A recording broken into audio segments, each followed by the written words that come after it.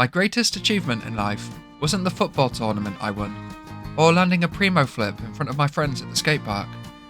My greatest moment was persuading my parents that Conker's Bad Fur Day was the perfect game for a 10-year-old to play. All I had to do was show him the cutesy little squirrel on the front of the box, and it was a done deal.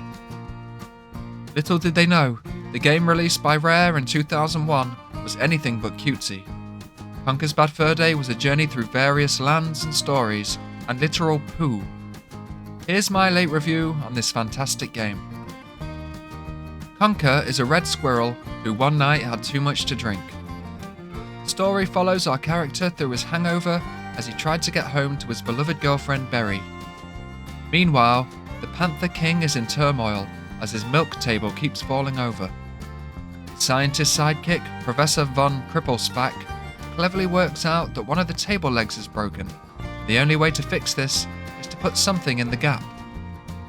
Instead of using a piece of wood like most people would, the professor opts that a squirrel would be the perfect size. The plot is obscure to say the least. Conker must get home whilst avoiding the Panther King and becoming a table leg. I don't know what the developers and writers were smoking when they came up with this, but you know what? I don't care. Name another game with a plotline as rich and compelling as that. As Conker ventures through the vast levels, all set in a semi-open world map with no loading screens, he chooses to help various characters scattered throughout the land. One of these characters is a dung beetle from Liverpool who wants you to get some cows to poo, and in return, Conker will get a free ball of poo. As a child, this was one of my favourite levels. I had to use a bull to force cows into drinking prune juice to give them the screaming squits. Make them poo through a hole and then destroy them using the bull's horns. Again, I don't know what this has to do with anything in the story, but I don't care. This is A-grade humour, and it's as disgusting as you'd imagine. The controls are a little tricky using the one analog stick. This added to the character of the game. It was difficult, and that was part of the charm. After exploding cows and collecting their poo, another mission saw Conker use bees to make a sunflower show her breasts. Yeah, you heard that correctly. The king bee needs to get his pollinate on. The sunflower is too shy to allow it. How can we fix this?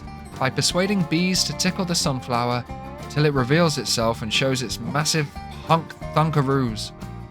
I don't condone this. People, don't go chasing women with bees to make them show their breasts. You could end up in jail. But as a 10-year-old playing this level, I found it hilarious. It's in no way the same graphicness as games like BMX XXX, but it still had a very adult charm that was humorous and raunchy at the same time. By the way, if you're enjoying this video, why don't you like and subscribe? It really helps the growth of the channel. Later on in the game, there's more poo. Sweet Melody might be the level that sticks with me for the rest of my life. It's a musical level where the aim is to get Conker to throw toilet rolls into a giant poo's mouth. Sounds pretty standard now compared to the previous levels, but this one includes music. Great Mighty Pooh is a wannabe opera singer and is eager to show off his lungs. Poos have lungs? Words, "I am the Great Mighty Pooh, and I'm gonna throw my shit at you," are possibly the greatest opening lines to any song ever made, ever. Forget Frank Sinatra, forget Taylor Swift, the Great Mighty Pooh holds that crown.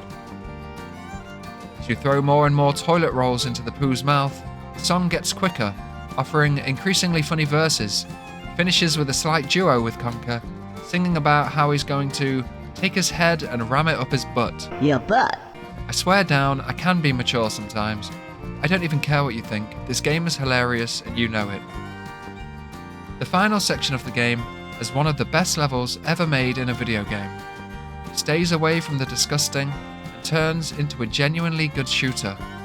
Obviously modelled on the scene from The Matrix where Neo walks into a building and proceeds to shoot up the place with Trinity by his side, this level sees Conker hiding behind pillars and entering bullet time, a sort of slow-mo mode, to shoot his enemies accurately.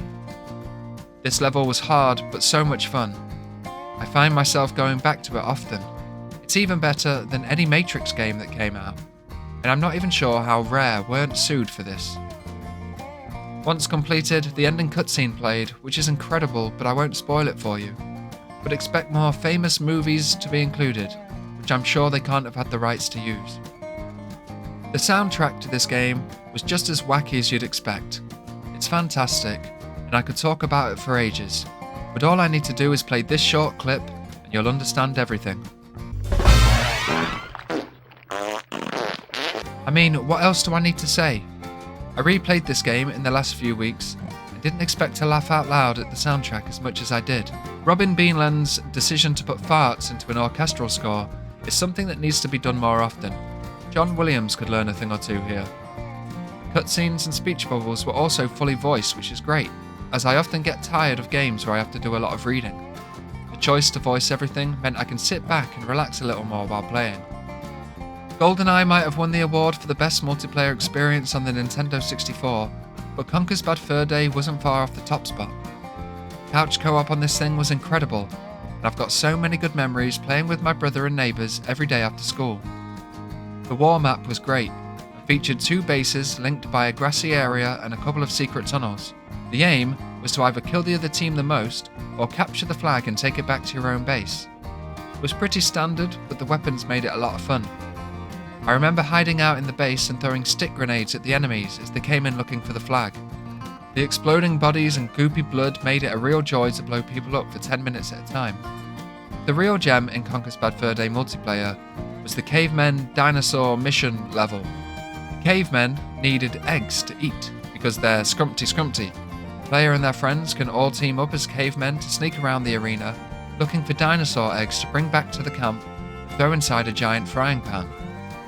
Or the player can take control of a dinosaur whose job was to savagely rip apart the hungry cavemen.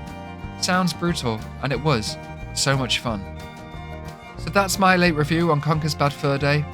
It still holds up as one of the greatest games ever made, and my recent playthrough of it has been thoroughly enjoyable, even if the game is exceedingly difficult and a little janky.